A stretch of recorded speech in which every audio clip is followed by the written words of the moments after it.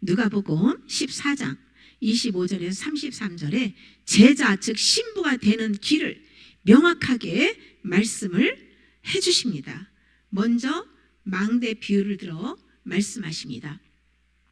건축을 시작하기 전에 먼저 소요되는 비용을 계산하고 가진 돈으로 건축해도 되는지 판단하고 시작해야 한다는 것이죠.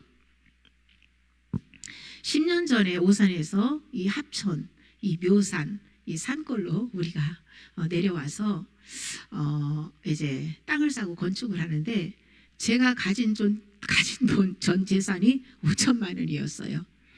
땅을 살 돈도 안 돼요.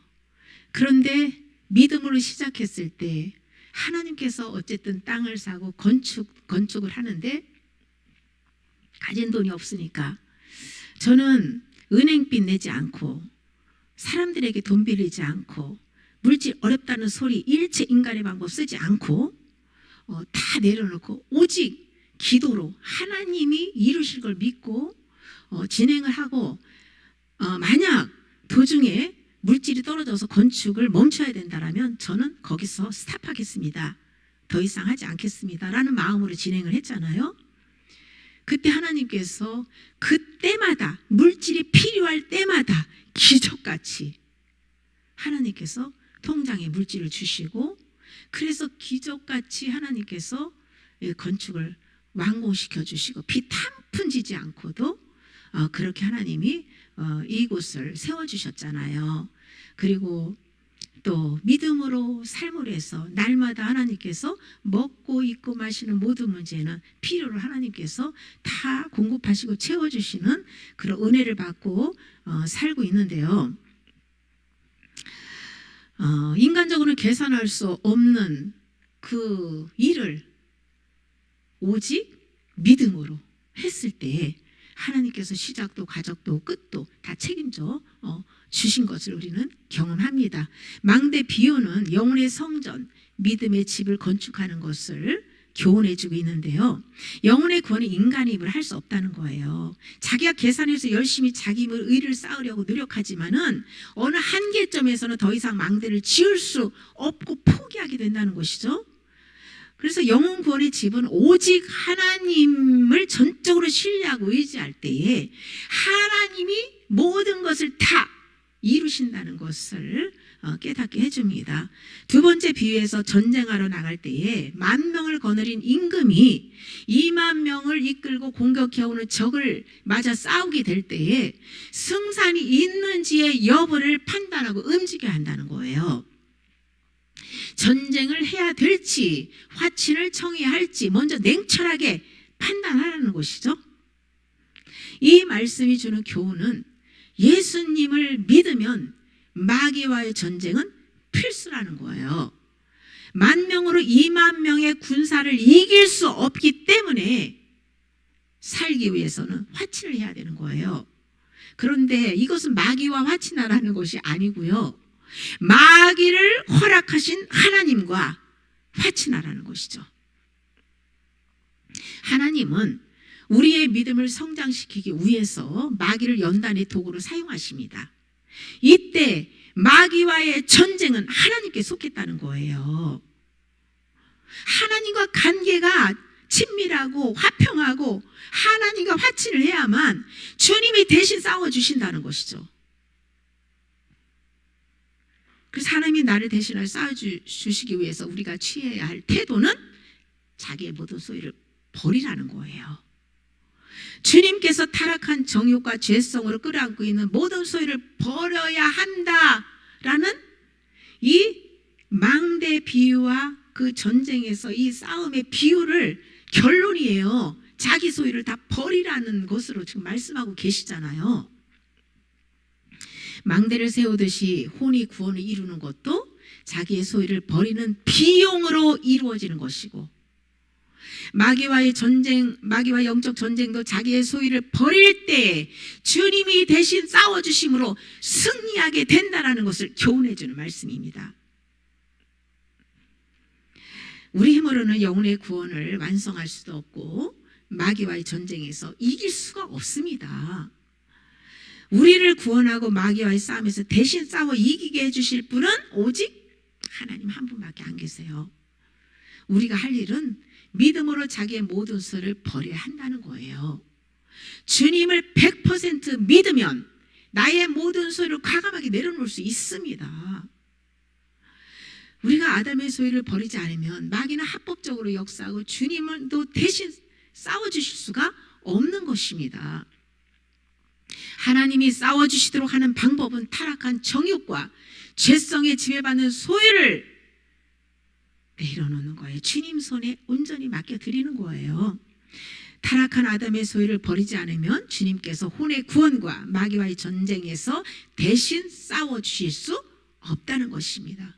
옛사람의 소유를 버려야 하고 자기가 죽어지지 않으면 주님의 제자, 즉 신부가 될 수 없다는 것입니다. 누가복음 14장 26절에서 27절에 물은 내게 오는 자가 자기 부모와 처자와 형제와 자매와 더욱이 자기 목숨까지 미워하지 아니하면 능히 내 제자가 되지 못하고 누구든지 자기 십자가를 지고 나를 따르지 않는 자도 능히 내 제자가 되지 못하리라. 아멘. 여기서 혈육이나 자기는 전부 아담의 피로 연결된 옛사람입니다. 예수님을 믿는 사람들은 옛사람과 연결된 것은 전부 마음에서 내려놓고 예수님의 마음과 언행으로 대해한다는 것을 교훈하고 있습니다. 타락한 옛사람은 예수님과 함께 죽었고 예수님과 함께 거듭 태어난 속사람은 더 이상 육신의 것에 묶여서 살면 안 된다는 거예요. 그리스도인들이 진리 안에서 참 자유를 누리지 못하는 이유가 옛사람과 묶여 새 사람을 살지 못하기 때문입니다. 십자가가 무엇입니까?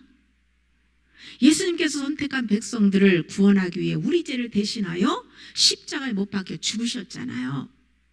십자가의 옛 죄를 죽이고 예수님의 새 생명으로 거듭나게 한 것이 부활입니다. 우리는 예수 그리스도께서 십자가에 지신 그 품 안으로 들어가서 함께 죽었다는 것을 믿어야 합니다. 예수님과 함께 죽었다는 것을 실제 믿으면 죄성에 지배받을 때 자아를 부인하게 되어 있죠. 그 순간 죄짓게 하는 정욕의 문제들을 포기하는 믿음의 반응을 할 때에 주님께서 마귀를 멸해 주심으로 해서 승리하게 해주신다는 것이에요. 날마다 십자가 지지 않으면 혼의 구원을 이룰 수가 없습니다. 십자가 진다는 것은 옛사람인 내가 죽었다는 것을 믿고 반응하는 것이에요. 십자가를 지면 내가 무엇을 선택하고 결정하는 모든 것은 내가 하는 것이 아니라 내 안에 계신 주님이 하시게 해야 된다는 거예요. 내가 십자가를 질 때는 내 안에 계신 주님이 사시고 주장하시며 거듭난 영이 순종함으로 혼과 육도 복종하게 되어 있습니다. 십자가를 진 사람들은 자기 부인하고 예수님을 따라갑니다. 성령님의 인도를 받아가며 예수님이 걸어가신 발자취를 밟아가며 가르침을 받고 순종합니다. 내가 죽고 성령으로 살기 위한 방법이 드러내주는 소유마다 마음에서 꺼내버리는 것이에요. 마음 안에 품고 있는 모든 소유들은 말씀에 빛이 없으면 깨닫지 못합니다. 저는 소유를 버리는 회개를 만 7년 했는데도 아직도 회개할 것을 하나님께서 드러내 주셔서 지금도 계속 지속적으로 내려놓는 말씀 소리를 회개를 하고 있거든요. 빛을 받으면 그 받을수록 죄가 보이게 되고요. 자하죠. 하나님의 은혜로 회개하게 되면 자유를 경험하게 됩니다. 바울은 로마서 5장 20절 율법이 들어온 것은 범죄를 더하게 하려 함이라. 그러나 죄가 더한 곳에 은혜가 더욱 넘쳐나니라고 증언합니다. 죄가 더한 곳에 은혜가 넘쳤다라고 증언합니다. 율법은 죄를 드러내서 깨닫게 해주는 역할을 하죠. 율법으로는 흠이 없다고 자부한 바울도 그 머리로 깨달아 알았던 그 율법이 마음 안에서 빛이 되었을 때에 귀에만 주어지면 이 속에서 이 원죄 올라오는 그 원죄 죄의 법칙 그것을 발견하고 그것으로 인해서 겉으로는 죄를 짓지 않습니다. 속에서 올라오는 그 원죄, 그 죄의 법칙으로 인해서 로마서 7장 24절에 오라 나는 곤고한 사람이로다. 이 사망의 몸에서 누가 나를 건져내려고 탄식했잖아요. 그리고 로마서 8장 2절에서 그리스도 예수의 사람들은 생명의 성령의 법이 죄와 사망의 법에서 나를 해방하였다라고 고백합니다. 율법의 요구를 우리 안에 오신 성령님이 이루어 주시는 거예요. 우리가 할 일은 죄를 깨닫고 인정하고 내려놓는 것뿐입니다. 율법 즉 하나님의 말씀의 빛이 마음 안에 비춰질 때에 감춰진 죄가 보이기 시작하는 것이죠. 없던 죄가 뭐 다시 생겨나서 범죄하는 것이 아니고 원래 이 속에 부패하고 타락한 죄로 혼이 가득 차 있는데 죄인 줄을 모르고 사는 거죠. 빛이 없기 때문에 깨닫지 못하고 그냥 사는 거죠. 겉으로 드러난 것만 깨닫고 알지 속의 죄는 보이지 않았기 때문에 몰랐던 것 뿐이죠. 그런데 말씀에 빛이 비추니까 죄가 보이고 부패하고 타락한 그 마음을 보니까 인정하게 되는 것이에요. 빛이 임할수록 회개할수록 죄가 더 보이게 되니 하나님의 은혜도 풍성하다는 것을 깨닫게 되는 거예요. 죄를 많이 짓는 사람에게 하나님의 은혜가 넘친다는 말씀이 아니고요. 죄를 회개할수록 죄가 더 많이 보이게 되고 내가 죄인임을 겸손하게 깨닫고 회개를 하다 보니 하나님의 은혜도 넘치게 되는 것입니다. 죄로 깨닫지 못하는 곳에서는 죄사함도 없고요. 하나님의 은혜도 역사할 수 없죠. 죄가 많은 곳에 귀신이 역사하지 하나님의 은혜가 넘치겠습니까? 죄를 통회하는 곳에 하나님의 용서와 은혜가 풍성한 겁니다. 살아있는 말씀이 마음 안에 심어지지 않으면 말씀 안에 소유를 발견하여 회개할 수가 없습니다. 평소에 말씀을 소리내서 많이 먹고 그 말씀을 마음에 새기고 말씀의 빛으로 내면을 볼 수 있어야 합니다. 또한 속을 밖으로 드러내줄 때에 소유를 버리는 회개를 하는 그 믿음의 반응을 보여야 되는 것이죠. 단단한 음식을 먹고 믿음이 성장한 분들이 겸손할 수 있는 것은 내면에 아담의 죄가 가득 차 있다는 것을 보고 경험했고 은혜로 제사함을 받았기 때문이에요. 그래서 말씀에 빛이 없는 사람일수록 교만하고요. 말씀에 빛이 많이 비춰지고 인정하고 내려놓는 사람일수록 하나님 앞에서 겸손하게 사는 거예요.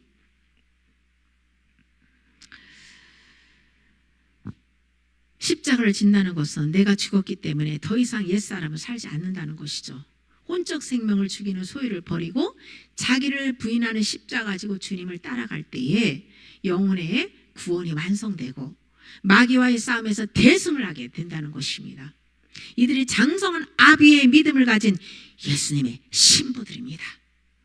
신부가 되어 휴거되기를 원한다면 지금부터라도 마음 안에서부터 집착하고 있는 소유를 버리는 회개를 하고 매 순간 자아를 부인하십시오. 믿음의 성장을 이루는 것도 영혼의 구원을 이루는 것도 전부 옛사람의 모든 소유를 버리는 만큼 이루어지는 것이고 믿음이 자라는 것이에요.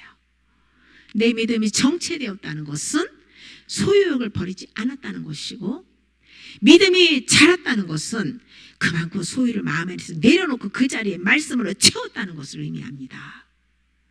이것이 명확한 진리예요. 마음 안에 있는 소유를 버릴 때는 힘들지만 내려놓고 나면 그곳에 참 자유가 주어집니다. 내 힘으로 내 소유라고 여기며 살았던 것들을 내려놓으면 그 다음부터는 주님의 것을 내 것으로 이 땅에서 필요를 주님이 다 채워주신다는 것을 경험하면 모든 것을 자유를 누리죠. 성령님이 내 안에서 생명의 말씀을 먹여주시고 구원을 이루어갈 수 있도록 날마다 자아의 소유를 버리고 나를 부인하는 십자가를 지고 살아야 합니다. 십자가가 모든 죄와 마귀에게서 자유롭게 하고 생명의 열매를 맺게 해주십니다. 나를 버린 만큼 신부의 예복을 준비하는 것이에요. 나의 자아가 죽어진 만큼 마음과 행실이 그리스도의 아름다운 인격으로 빚어짐으로 해서 흰옷이 만들어지는 것입니다. 지금 그리스도인들이 소망하고 바라다 볼 것은 오직 예수 그리스도입니다. 그분의 신부가 되기 위해 회개로 예복 준비라는 일에 힘써야 할 때가 바로 지금입니다.